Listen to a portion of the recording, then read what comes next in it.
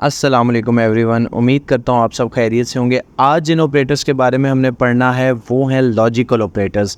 Logical operators जो हैं वो तीन तरह के होते हैं, एंड, और नॉट। तो आज मैं आपको डिटेल में एक्सप्लेन करूँगा कि ये कैसे वर्क करते हैं। सबसे पहले तो मैं दो वेरिएबल्स ले लेता हूँ, एक x जिसके अंदर मैं एक वैल्यू ले लेता हूँ 5 और एक वेरिएबल में ले लेता हूँ y जिसके अंदर मैं वैल्यू ले लेता हूँ 10।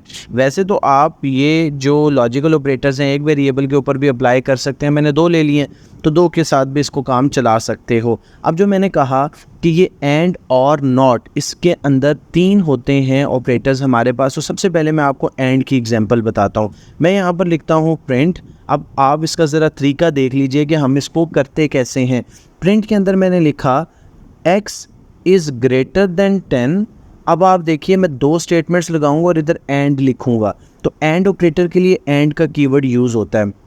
अगर आप किसी और प्रोग्रामिंग लैंग्वेज में काम कर रहे हैं तो वहाँ अगर आपने एंड ऑपरेटर लगाना है तो वहाँ दो एंड के सिंबल्स यूज़ होते हैं। और यहाँ पर मैं लिखूँगा y इज़ लेस देन 20। अच्छा, इस कंडीशन को भी ना मैं ट्रू कर देता हूँ। x इज़ ग्रेटर देन 10 की बजाय x इज़ लेस देन 10 कर देता हूँ। पहले ट्रू करता हूँ और फिर मैं आपको बारी बारी समझाऊंगा। अब देखिए प्रिंट के अंदर दो स्टेटमेंट्स लिखी हुई हैं। पहली ये कि x इज़ लेस देन 10 जो कि ट्रू है। x में 5 पड़ा हुआ है तो 5 is less than 10 true condition है। दूसरी ये है कि y is less than 20, y में 10 पड़ा हुआ है, 10 इज़, ये भी ट्रू है। तो एंड ऑपरेटर में क्या होता है, अगर तो दोनों कंडीशंस ट्रू हों तो ज़रा रिजल्ट देखें क्या आ रहा है, ट्रू आएगा। तो अगर तो दोनों कंडीशंस ट्रू हों आंसर ट्रू आता है। अब मैं एक कंडीशन को फॉल्स करने लगा हूँ, मैं इस कंडीशन को फॉल्स कर रहा हूँ। इसको मैंने कर दिया x इज़ ग्रेटर देन 10, मतलब 5 इज़ ग्रेटर देन 10, तो ये हो गई फॉल्स कंडीशन। 5 10 से बड़ा तो नहीं होता ना। अब क्या सिनेरियो है कि एक कंडीशन ट्रू है, फॉल्स है, और दूसरी कंडीशन जो है वो ट्रू है। अब ये मुझे फॉल्स रिटर्न करेगा। ये देखें एंड ऑपरेटर क्या करता है कि एंड में अगर दोनों कंडीशंस ट्रू होती हैं तो ट्रू रिटर्न करता है।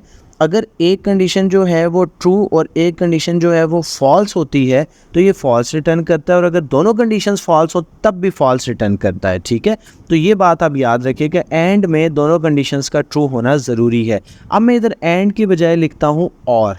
ठीक है, अब देखें और ऑपरेटर इसके ऑपोजिट चलता है। और ऑपरेटर में जब आपके पास एक कंडीशन भी ट्रू हो, अभी इस टाइम क्या सिनेरियो है कि ये कंडीशन मेरे पास फॉल्स है और ये कंडीशन जो है वो ट्रू है।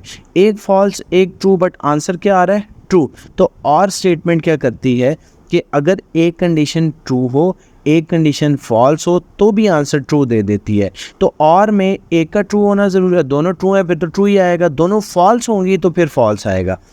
और में एक का ट्रू होना ज़रूरी है, एंड में दोनों का ट्रू होना ज़रूरी है, तब वो ट्रू आंसर देगा। और जो तीसरा लॉजिकल ऑपरेटर है वो है नॉट। अब नॉट को कैसे यूज़ करना है, ये जो आपने लिखा ना स्टेटमेंट, ये ऐसे लिखी रहने दें। अब आप इस स्टेटमेंट के आंसर में देखिए कि मेरे पास आ रहा है ट्रू, तो मैं यहाँ पर एक और ब्रैकेट लगाता हूँ, स्टार्टिंग ब्रैकेट, क्लोजिंग ब्रैकेट। मैंने इसको एक और ब्रैकेट में लगा दिया और यहाँ पर पीछे लिख देता हूँ नॉट। ठीक है, अब मैं इसको पहले रन करता हूँ और फिर आपको समझाऊंगा कि कैसे वर्क कर रहा है। आप एक चीज़ बस देख लीजिए कि अभी इसका आंसर है ट्रू।